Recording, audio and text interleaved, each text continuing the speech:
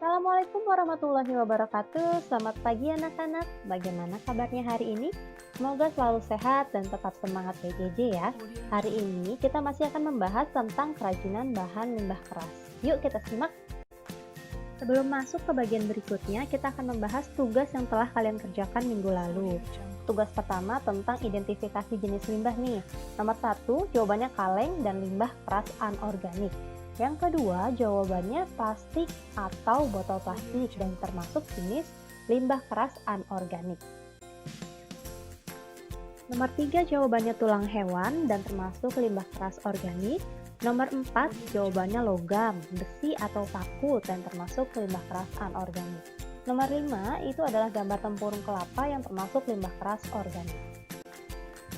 Nomor 6, gambar nomor 6 adalah kaca atau bisa kalian sebut botol kaca dan termasuk limbah keras anorganik.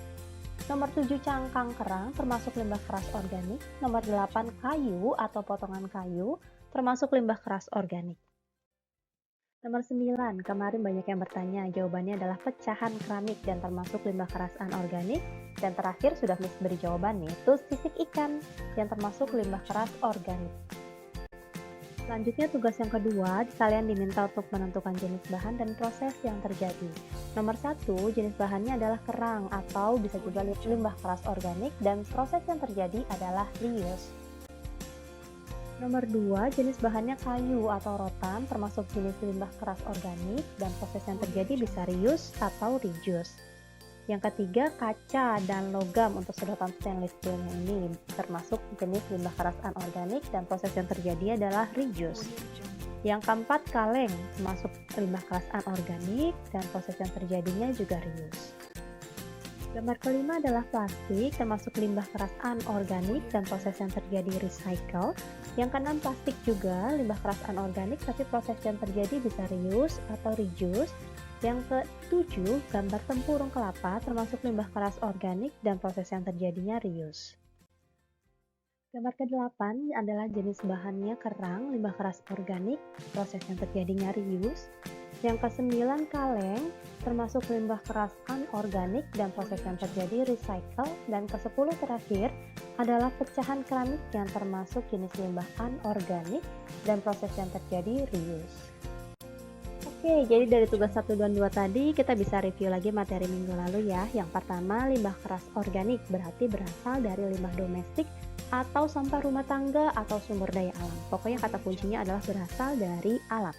Lalu limbah keras anorganik berarti berasal dari kegiatan industri dan pertambangan. Contohnya pecahan keramik, logam, dan lain sebagainya. Lalu tentang prinsip 3R, reduce, reuse, dan recycle. Reduce berarti mengurangi produksi limbah. Contohnya penggunaan sedotan stainless steel dari bahan logam untuk mengurangi produksi limbah plastik. Lalu reuse, menggunakan kembali limbah. Contohnya tadi adalah cangkang kerang dan pecahan keramik yang digunakan untuk menjadi hiasan dinding atau pot sehingga memiliki nilai ekonomis. Nah, untuk recycle yaitu mendaur ulang limbah menjadi produk baru. Jadi ada proses. Prosesnya di sini bisa berupa peleburan, pencacahan, dan lain sebagainya. Contohnya adalah tadi sampah plastik yang bisa diubah menjadi pot plastik. Demikian reviewnya hari ini. Semoga bisa dipahami dan kita akan lanjut ke materi berikutnya. Sekarang kita bahas tentang persyaratan perancangan kerajinan bahan limbah keras. Ada 5 syarat yang disingkat sebagai gunyamnumanda. Good, yaitu kegunaan atau utility. Nyam, kenyamanan atau comfortable. Lu, keluasan atau flexibility. Man, keamanan atau safety. Dan da, yaitu keindahan atau estetik. Kegunaan ini berarti benda kerajinan harus mengutamakan nilai praktis. Apa itu? Yaitu dapat digunakan sesuai fungsi dan kebutuhannya. Contohnya mangkuk digunakan untuk wadah sayur. Yang kedua tentang kenyamanan, comfortable, di mana benda kerajinan ini harus menyenangkan dan memberikan kenyamanan bagi pemakainya. Contohnya, cangkir ini didesain ada pegangannya untuk memberikan kemudahan memegang oleh pemakainya. Yang ketiga, keluasan atau flexibility. Benda kerajinan harus memiliki keserasian antara bentuk dan wujud benda dengan nilai gunanya. Contoh, sepatu sesuai dengan anatomi dan ukuran kaki. Persyaratan yang keempat adalah keamanan, yang berarti benda kerajinan tidak boleh membahayakan pemakainya. Contohnya, piring dari serat kelapa harus mempertimbangkan komposisi zat pelapis atau pewarna yang dipakai agar tidak berbahaya jika digunakan sebagai wadah makanan. Yang kelima atau terakhir yaitu keindahan, di mana benda yang indah mempunyai daya tarik lebih dibandingkan benda yang biasa-biasa saja. Keindahan sebuah benda dapat dilihat dari beberapa hal, misalnya bentuk, hiasan atau ornamen, dan bahan bakunya. Selanjutnya kita membahas tentang proses perancangan karya kerajinan yang pada umumnya terdiri dari 3 proses. Yang pertama perencanaan, pelaksanaan, dan evaluasi. Pada tahap perencanaan meliputi identifikasi kebutuhan. Masyarakat ini lagi butuh karya apa sih untuk menanggulangi limbah apa? Seperti itu. Lalu muncullah ide gagasan untuk memenuhi kebutuhan masyarakat tersebut. Lalu yang kedua, pelaksanaan meliputi persiapan bahan, persiapan alat, dan proses pembuatan itu sendiri. Dan yang ketiga, evaluasi yang termasuk evaluasi karya dan juga revisi karya. Pada bagian di samping, kalian bisa lihat ada proses penciptaan atau perancangan karya kerajinan yang bisa kalian baca dan pahami sendiri. Baik, setelah menyimak materi hari ini, Miss memberikan 20 soal pilihan ganda untuk kalian kerjakan di buku tulis dengan menulis soal dan jawaban yang benar saja. Jadi tidak ABCD, tapi jawaban yang benar saja yang kalian tulis lengkap dengan soalnya.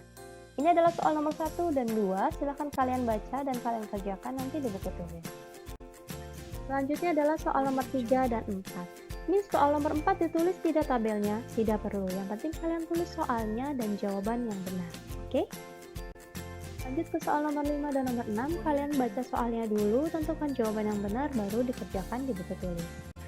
Dan ini adalah soal nomor 7 dan nomor 8. Dan ini adalah soal nomor 9 dan nomor 10. Semoga kalian bisa menjawab soal ini dengan benar ya. Soal nomor 11 dan 12 ini mulai masuk tentang materi kita hari ini tentang proses perancangan sebuah karya kerajinan.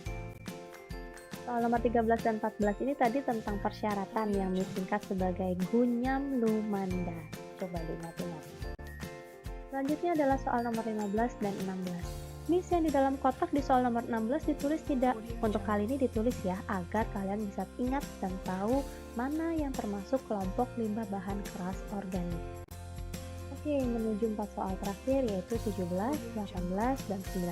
Silahkan kalian baca baik-baik, ditentukan jawaban yang benar, lalu ditulis di dalam buku tulis kalian. Oke, soal terakhir, soal nomor 20. Hati-hati saat menjawabnya ya anak-anak, karena yang diminta adalah kerajinan tidak memiliki fungsi ekonomis jika, apakah karena jika kerajinan berharga mahal, nyaman dilihat, dapat meningkatkan pendapatan pengrajin, atau justru produk kerajinan layak jual. Coba dipahami baru dijawab dengan benar. Demikian materi hari ini, terima kasih sudah menyimak video ini dengan baik. Jangan lupa untuk mengumpulkan latihan soal kalian di Google Classroom kelas masing-masing paling lambat hari ini pada pukul 20.00 waktu Indonesia bagian Barat. Sampai berjumpa di materi kita kalian berikutnya. Wassalamualaikum warahmatullahi wabarakatuh.